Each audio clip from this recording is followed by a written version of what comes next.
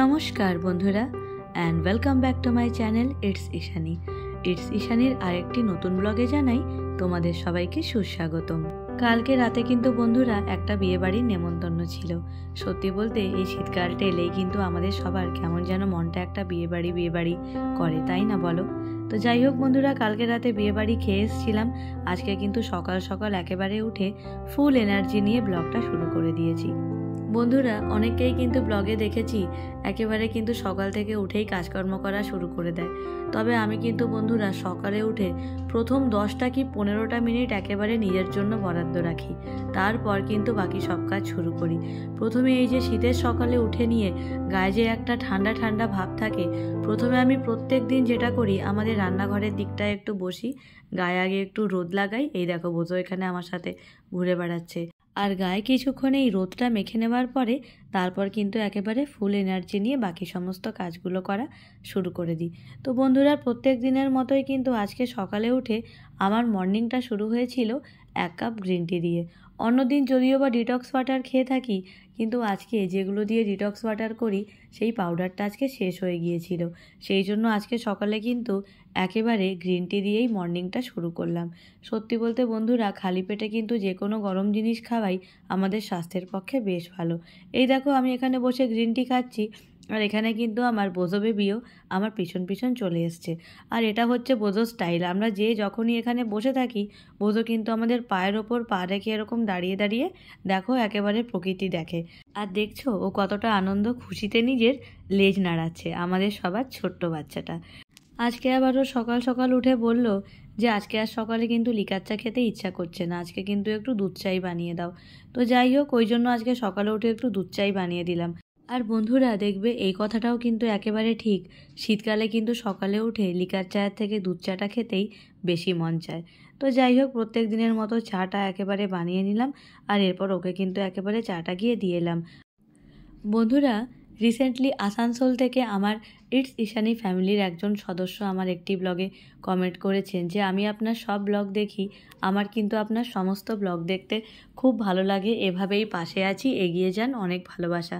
সত্যি বলতে আমারও তরফ থেকে আপনাদের সবাইকে জানাই অনেক ধন্যবাদ এভাবে সাপোর্ট করে আমার পাশে থাকার জন্য। এই যে ইটস ঈশানীর ফ্যামিলির সংখ্যা দিনে দিনে বেড়ে চলেছে। যখন চ্যানেলটা শুরু করেছিলাম ভাবিনি যে হয়তো 100 জনও হয়তো আমার পাশে থাকবে না, কিন্তু সেই থেকে আজকে যেটুকুও পেরেছি সেটার জন্য কিন্তু আমার কৃতজ্ঞতা জানানোর কোনো ভাষা নেই। তো যাই হোক বন্ধুরা, এখানে সকাল সকাল এসে গেছি, এসে জানলাটা খুলে ফেললাম। আর যেটা আমি তোমাদেরকে বলেই থাকি, আমাদের যেহেতু জানলাটা কাঁচের, ওই জন্য কিন্তু সবসময় পর্দার নিচে একটা করে চাদর দিয়ে আটকে রাখি, এতে কিন্তু বাইরের ঠান্ডাটা একেবারে কম আসে। ওই জন্য আমাদের কিন্তু প্রত্যেকটা ঘরের জানলাতেই পর্দার নিচে একটা করে চাদর আটকানো থাকে। বন্ধুরা, আমরা মেয়েরা, বউরা, গৃহিণীরা যতই গুছিয়ে ঘরের সমস্ত কাজ করি না কেন, তবে সত্যি বলতে মাঝে মাঝে কিন্তু একেবারে ইচ্ছা করে যে কিছু করব না, ঘর যেরকম আছে থাক, যেরকম অগোছালো হয়ে থাকে থাকুক। কিন্তু সত্যি বলতে ওই যখন সকালে উঠে চারদিকে চোখটা যায়, তখন কিন্তু আর এইভাবে থাকতে পারি না। তখন মনে হয় যে না, ঘরটাকে প্রথমে সুন্দর করে সাজিয়ে নিই, তারপরে নিজেদের অন্যান্য কাজ শুরু হবে। তো যাই হোক বন্ধুরা, প্রথমে এই কম্বলটা উঠিয়ে নিয়েছি, কম্বলটা একটা টুলের ওপর রেখে দিলাম। এরপর কিন্তু এগুলোকে একেবারে রোদে দিয়ে দেব। আর এখানে কিন্তু একটু বিছনাটা ভালো করে ঝেড়ে নিচ্ছি। তবে বন্ধুরা, আজকাল যা ঠান্ডা, আজকাল কিন্তু সবসময় পায়ে আমি একটা বেডরুম শ্যু পরেই থাকি। এটা কিন্তু পরে বেশ আরাম পাই। সত্যি বলতে এখন টাইলস আর মার্বেলগুলো এত ঠান্ডা, আর আমার আবার এমনিতেই একটু ঠান্ডা লাগার ধাঁচও আছে ছোটোবেলা থেকে, সেই জন্য কিন্তু একেবারেই আমি ঠান্ডা লাগাই না। তবে যাই হোক, এই দেখো বোঝো এখানে আবার এসে গেছে। তোমরা তো জানোই আমি যখনই কাজ করি তখন আমার বোঝো বেবি আমার সাথে থাকবে না, এটা কিন্তু একেবারেই হয় না। আমি যতক্ষণ কাজ করি বোঝো কিন্তু এখানে এসে আমাকে একেবারে সুপারভাইজ করতে থাকে। অ্যাকচুয়ালি ও দেখতে থাকে যে আমি সমস্ত কাজ ঠিকঠাকভাবে করছি না করছি না। আর বন্ধুরা, তোমরা বোঝোর এই নতুন ড্রেসটা কি দেখেছো? এটা কিন্তু ওকে মাম্পি আর বিজয় দিয়েছে। কি সুন্দর না বলো ওর ড্রেসটা? খুবই সুন্দর। তো যাই হোক বন্ধুরা, এবার এসে একটু জানলাটির ধারগুলো মুছে নিচ্ছি। তোমরা তো জানোই যে আমি প্রত্যেক সপ্তাহে কিন্তু একবার করে ডিপ ক্লিনিং করি, কিন্তু এই যে সামনের অংশগুলো, এগুলো কিন্তু সবসময় একটু ময়লা হয়েই থাকে, তাই এগুলো কিন্তু আমি ডেলি একবার করে পরিষ্কার করেই নিই। ও আবার বলেছিল যে আজকে কিন্তু খাওয়া দাওয়া করে তাড়াতাড়ি বেরিয়ে যাবে।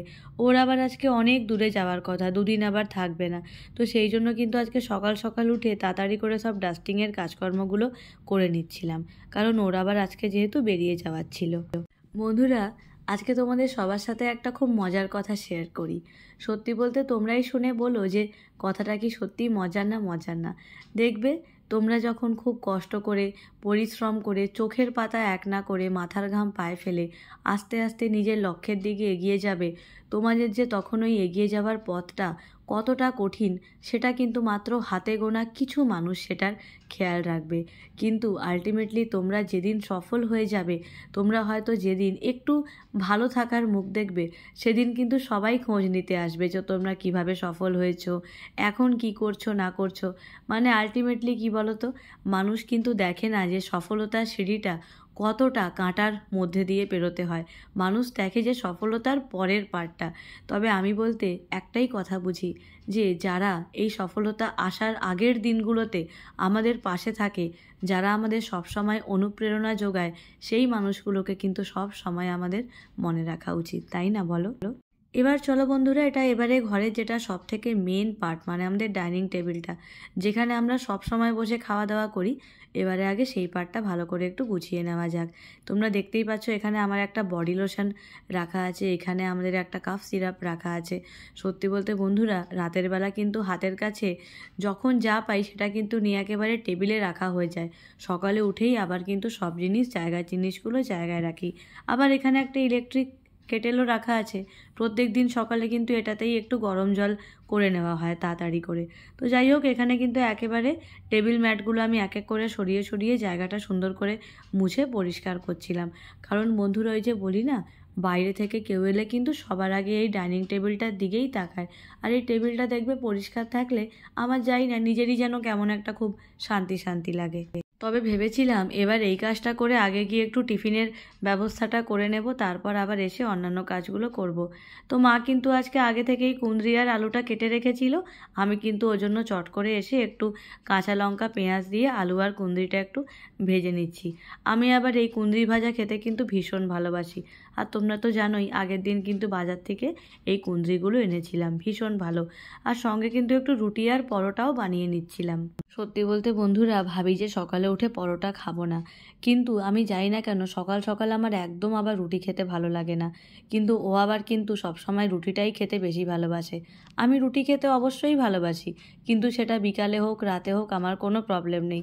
কিন্তু সকাল সকাল উঠে একটু পরোটা বা একটু লুচি এইসবই খেতে ইচ্ছা করে। হ্যাঁ হ্যাঁ, আমি জানি তোমরা ভাববে যে এইসব খাচ্ছি আর আস্তে আস্তে ওজনটা বাড়াচ্ছি, কিন্তু যাই হোক, ওজন হয়তো অন্যভাবে কম করব, কিন্তু খাওয়ার সাথে কিন্তু অন্তত এই ব্যাপারে কম্প্রোমাইজ করতে পারবো না। তো যাই হোক বন্ধুরা, এখানে একটু পরোটাটা ভালো করে বানিয়ে নিচ্ছি। তবে এই ব্রাশগুলো থাকায় কিন্তু তেলটা সত্যিই খুব কম লাগে। আগে যখন চামচ দিয়ে তেল দিতাম তখন কিন্তু তেলটা অপেক্ষাকৃত বেশিই লাগতো।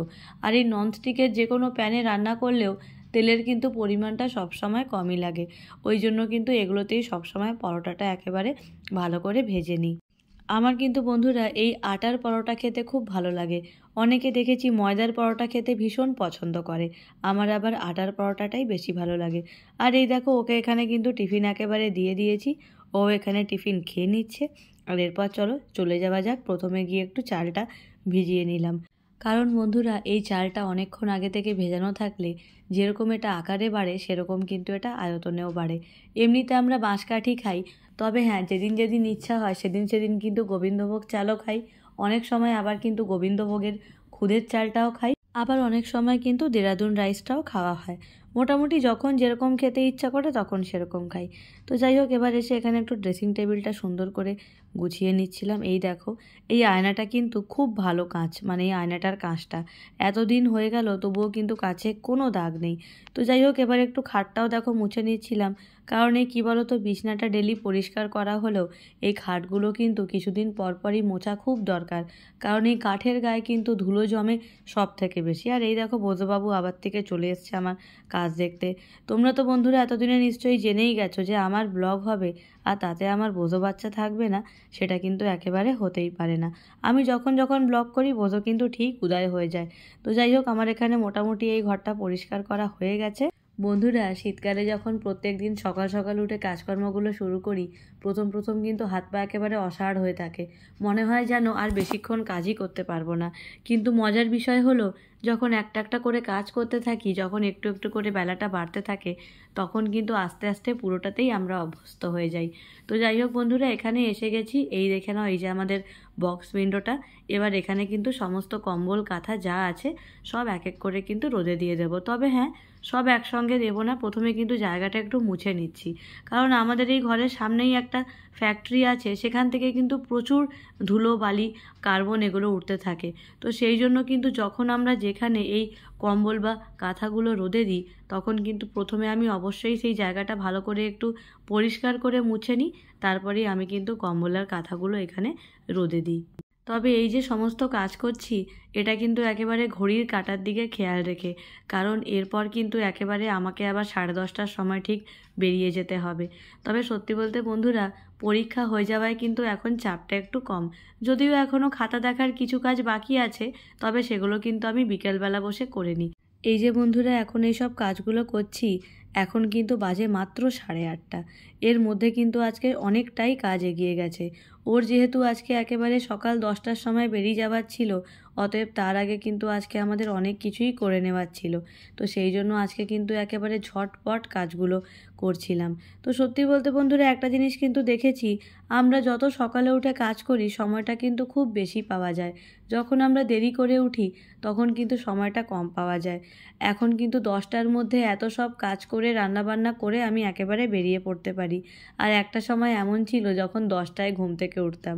সত্যি। তবে আমি একটাই কথা মনে করি, মানুষ কিন্তু হচ্ছে পরিস্থিতির দাস, তাই না বলো? আমাদের কিন্তু যখন যেমন পরিস্থিতি থাকে, আমরা কিন্তু সেটার মতো করে নিজেদেরকে গড়ে নিই, তাই না বলো? তো যাই হোক, এখানে বন্ধুরা প্রথমে দুয়ারে একটু আমি জল দিয়ে নিলাম। আর এরপর কিন্তু গিয়ে এই যে আমাদের ঘরের সাইডের অংশটা দেখছো, এটা কিন্তু একটু ঝাড় দিয়ে নিচ্ছি। এটা কিন্তু বন্ধুরা ডেলি অল্প করে আমরা ঝাড় দিয়ে একটু জল ছিটিয়ে নিই। কারণ সত্যি কথা বলতে, এখান দিয়ে কিন্তু বোধো সবসময় আসা যাওয়া করে। আর আমরা কিন্তু বোধোকে সব সময় একেবারে পরিষ্কার রাখি। আর এই যে এখানে তোমরা টাওয়ালটা জ্যাকেটটা দেখছো, এই জ্যাকেটটা পরে কিন্তু কালকে বিকালে বিয়ে বাড়িতে গেছিলো। ওই জন্য এটাকে এখন একটু আগে রোদে দিয়ে নিচ্ছি। এটাকে আবার নিয়ে একটু পরে কিন্তু ও মিটিংয়ে বেরিয়ে যাবে। তো সেই জন্য আমাকে বললো এটা একটু আগে রোদে দিয়ে নাও। তো যাই হোক বন্ধুরা, এই জিনিসগুলো তো আর ডেলি ডেলি কাচা যায় না, তাই এগুলোকে একটু আমি প্রথমে রোদে দিয়ে নিচ্ছি। আর এরপর ওকে বললাম যে তুমি যখন চিকেনটা করবেই, তাহলে তুমি তাড়াতাড়ি করে ফেলো আর দেরি না করে। তো বন্ধুরা, সত্যি বলতে কি, এই চিকেন বা মাটন যেদিন হয়, সেদিন হয়তো সবার ঘরে একটু দুপুরে হয়। তবে সত্যি বলতে আমাদের যেদিন সবার প্রচণ্ড তাড়াহুড়ো থাকে, সেদিন কিন্তু আমরা প্রচণ্ড তাড়াতাড়ি এসব রান্নাবান্না একেবারে সেরে ফেলি। ও যেহেতু আজকে 10টায় বেরাবে, ও আমাকে বললো তুমি বাকি কাজগুলো করো, আমি কিন্তু চিকেনটা করে নেব। আর ও যখন চিকেনটা আনতে গিয়েছিল, তখন কিন্তু আমি একেবারে পেঁয়াজ আদা রসুন সব কিছু রেডি করে রেখেছিলাম। তো ওই জন্য ও এসেই কিন্তু একেবারে দেখো বসিয়ে দিতে পেরেছে।